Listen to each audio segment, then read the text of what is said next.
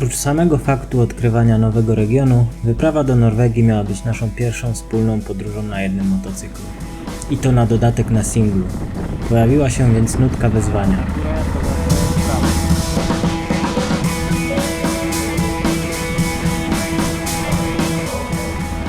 Przygotowaliśmy listę miejsc, które chcielibyśmy zobaczyć.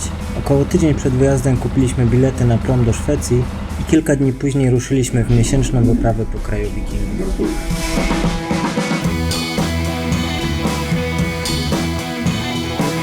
Dopiero uczucie oderwania się od lądu sprawiło, że poczuliśmy, jak wspaniała przygoda nas czeka.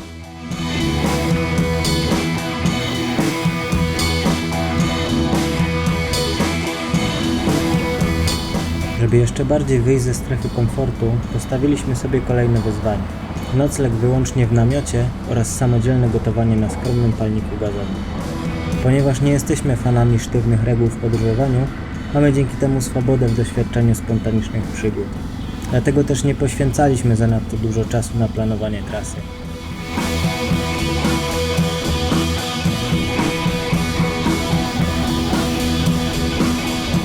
Pierwotnie chcieliśmy objechać Bałtyk dookoła, ale potencjalne komplikacje na granicy z powodu pandemii zdecydowanie pokrzyżowały nasze plany.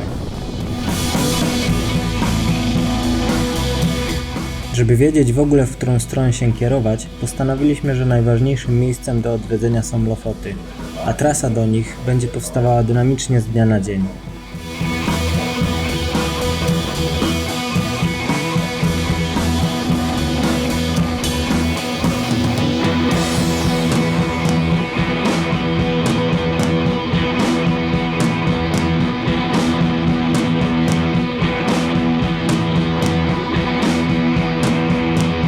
Pierwsze norweskie noce spędziliśmy na kampingach, gdyż nie było możliwości, żeby rozbić się na dziko.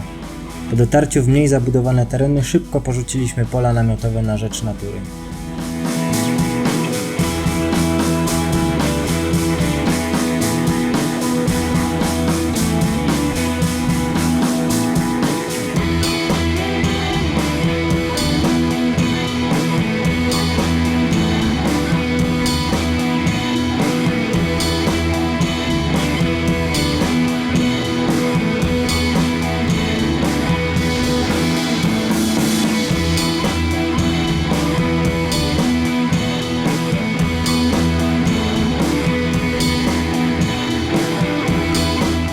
Podczas jednej z wypraw promowych poznaliśmy dwóch norweskich motocyklistów, którzy ochoczo pokazali nam najbardziej widokowe i kręte trasy, którymi warto udać się na Lofoty.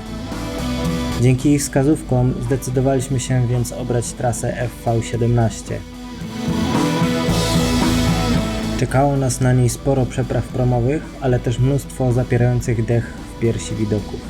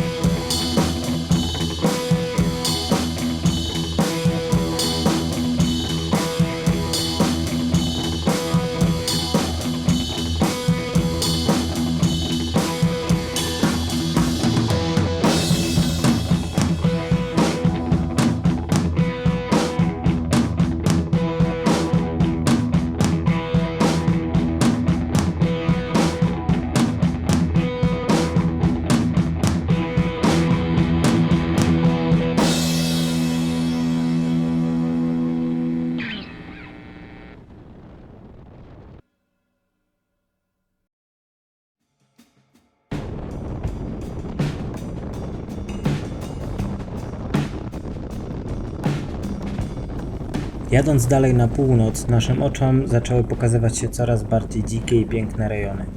Od pewnego momentu miejsc, w których chciałoby się rozbić namiot, było tak dużo, że nie sposób było wybrać tego najbardziej widokowego. I tak jechaliśmy, licząc, że nastanie zmrok i zmusi nas do wyboru miejsca.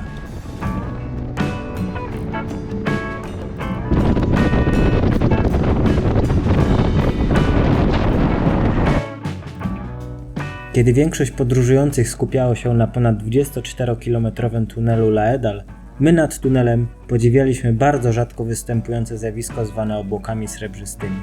Te piękne i wyjątkowe chmury są najwyższymi chmurami obserwowanymi z Ziemi, bowiem znajdują się na wysokości 75 do 85 km nad powierzchnią Ziemi. Występują tylko na odpowiedniej wysokości geograficznej. Latem, kiedy Słońce znajduje się pomiędzy 6 a 16 stopniami poniżej horyzontu.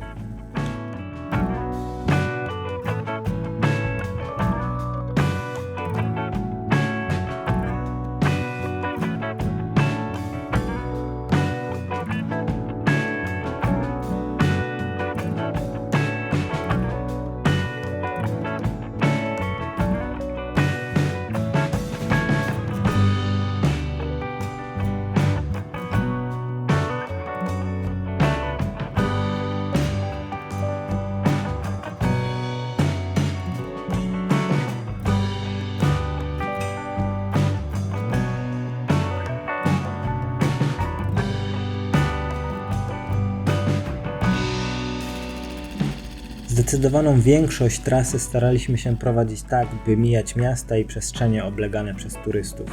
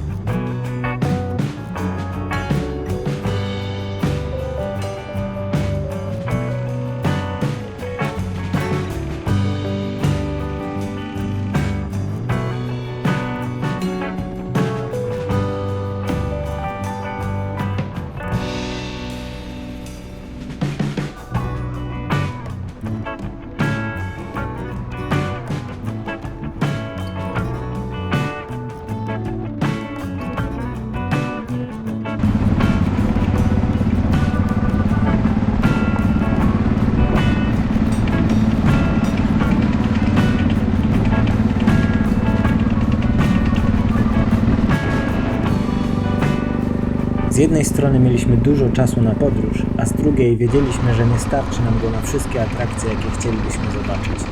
Dlatego uznaliśmy, że nasz wyjazd będzie pewnego rodzaju rekonesansem. Mijaliśmy wiele wspaniałych parków narodowych, które na pewno w przyszłości chcielibyśmy zwiedzić, mając trochę więcej czasu.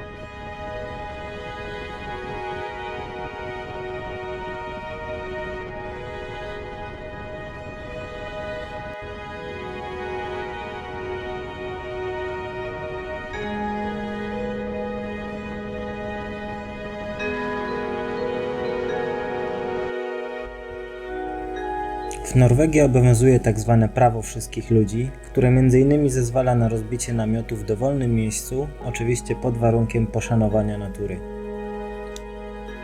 Ku naszemu zdziwieniu okazało się, że jednodniowy nocleg w namiocie jest dozwolony nawet na terenach prywatnych pod warunkiem, że nie przeszkadza i nie narusza on prywatności właściciela terenu. W przypadku chęci dłuższego noclegu należy otrzymać zgodę od właściciela terenu. Biwakować można co najmniej 150 metrów od najbliższego domostwa lub miejsca zakwaterowania. Choć spanie w namiocie przez miesiąc dzień w dzień brzmiało nieco jak wyzwanie, to szybko okazało się, że wcale nie tęsknimy za łóżkiem. Szczególnie gdy noce pod gołym niebem wiązały się z doświadczeniem niesamowitych zjawisk.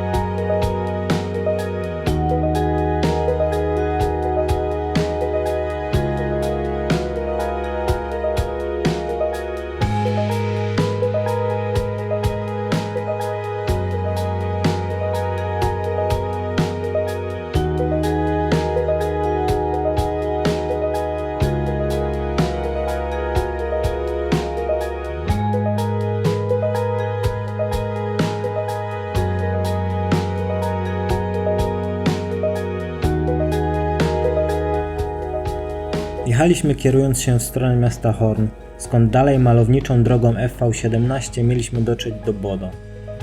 Ta ponad 600-kilometrowa malownicza i nie tak popularna jak E6 trasa wiedzie przez 28 gmin. 6 przepraw promowych zdecydowanie wydłuża czas podróży w porównaniu do równoległej E6, natomiast trasa jest dużo bardziej widokowa i prowadzi wzdłuż wybrzeża.